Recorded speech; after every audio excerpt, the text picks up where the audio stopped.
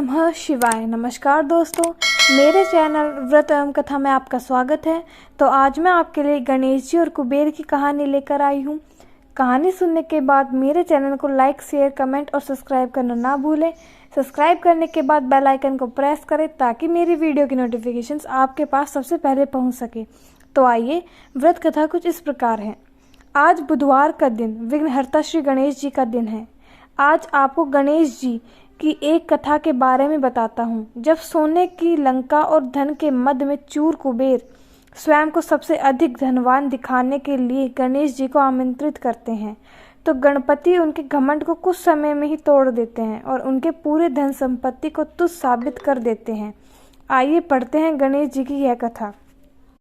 ब्रह्मा जी के आशीर्वाद से गंधर्व कुबेर के पास सबसे अधिक धन और स्वर्ण था। इसके प्रदर्शन के लिए उन्होंने सोने की लंका बनवाई, जिसे बाद में उनके सौतेले भाई रावण ने हड़प लिया था।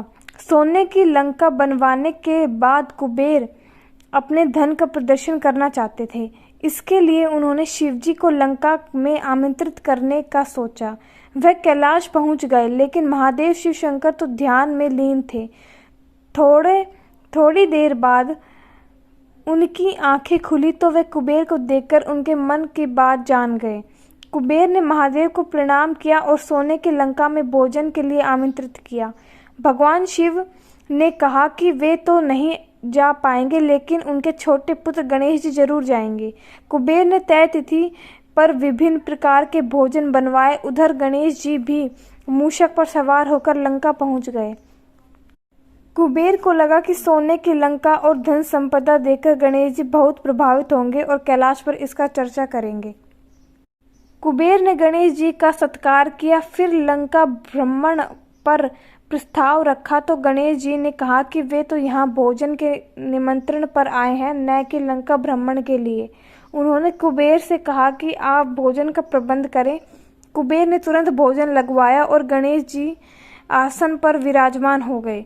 गणेश जी को भोजन अति प्रिय है। वह जब तक माता पार्वती के हाथों एक निवाला नहीं खाते तब तक उनका पेट नहीं भरता।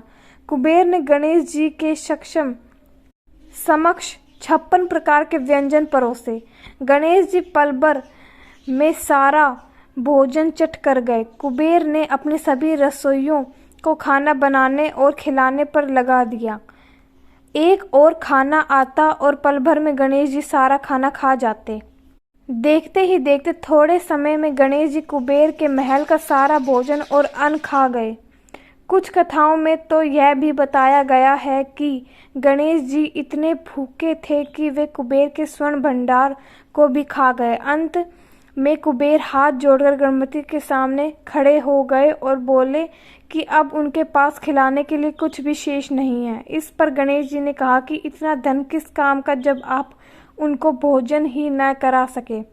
इस बात को सुनकर कुबेर बहुत लज्जित हो गए। यह सारा दृश्य देखकर त्रिदेव मुस्कुराने लगे और गणेश जी कैलाश लौट आए। इस तरह से गणेश जी ने कुबेर के घमंड को चूर कर दिया। धन्यवाद। ओम नमः।